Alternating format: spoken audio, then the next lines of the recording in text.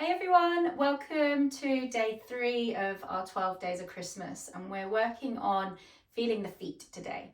So for this practice, we're going to need a spiky ball or a tennis ball or anything like maybe a foam roller if you've got something like that around.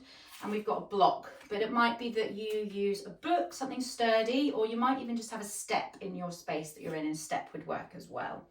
So let's get started. We're going to start with the ball. So bring the ball to the floor. Now, if you're prone to having really tight plantar fascia, so underneath the sole of the foot, this is going to feel great for you. Also, if like most of us kind of spend a lot of time in shoes, they might even be poorly fitted shoes, then this is going to be great to really get that space into the toes. There's lots of nerve endings in the feet that's sending signals to the brain. So it's such a whole body kind of reaction going on from our feet. So anything that's going on down there, any tightness, any kind of gripping, any tension has a repercussion throughout the rest of our body.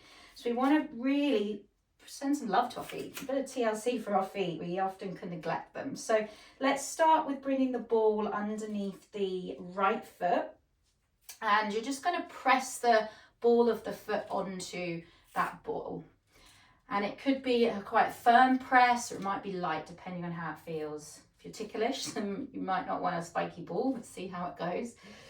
And then you're going to run that ball basically along the whole sole of your foot as well.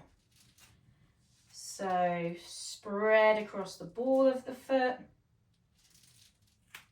into the heel. And when you press firmly enough, you might even kind of see that space into the bones as well. Good. Press nice and firmly, run across, and then you're going to slowly bring that foot to the floor and stand up tall on both of your feet. And now just pay attention to how that feels already, on the difference between the foot that's had a bit of a stretch out and the opposite one. And let's come on to the other side now, if it's the left side for me. And we're just going to run that ball again across the sole of the foot. Maybe pause at the ball of the foot and press down.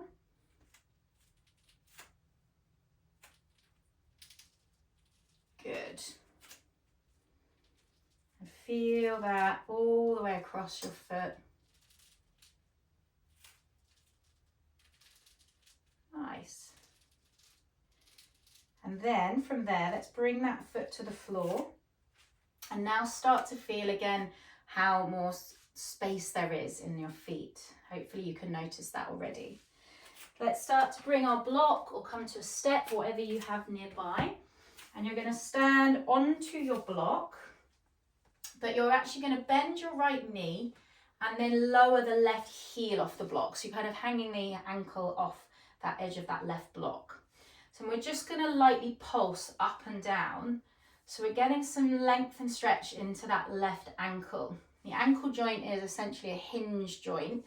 So we want to encourage that hinge movement. Lengthen, you might even feel this down into the calf muscles. Good. So really lengthen down, little pulsing movements. Like I said, you could do this on the edge of a step. Perfect. And then let's slowly swap sides. Left foot flat on the block, bend the left knee, and then draw the right heel bone down off the edge of your block or your step, and gentle pulsing movements there. Nice and slow.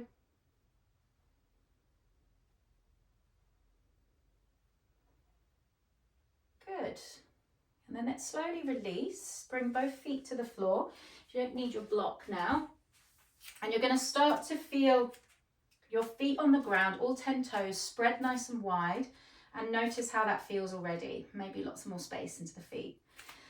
One more thing together here. So press into the toes, the heel bone, and let's inhale, reach the hands forwards. And we're going to lightly lean back like we're a pendulum. So try not to kind of banana shape back. Keep your body in a really straight line and notice if your toes want to lift. So can you really anchor your toes down, lift up through that front line of your body and lean back.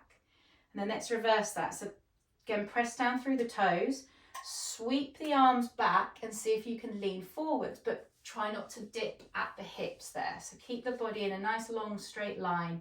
Grip through the toes. Maybe you can start to feel even those quad muscles have to come into play now.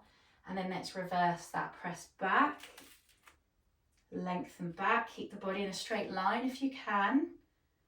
Notice any gripping anywhere, of course in the toes. Try to spread those toes. Let's spread the toes, move forwards again. Good. Keep the heel bones down if you can. Last one to both sides. Breathe in. Oh, get those toes down and then breathe out forwards, keeping the heels down. And slowly release the arms, roll out your shoulders, shake it all out and you're done.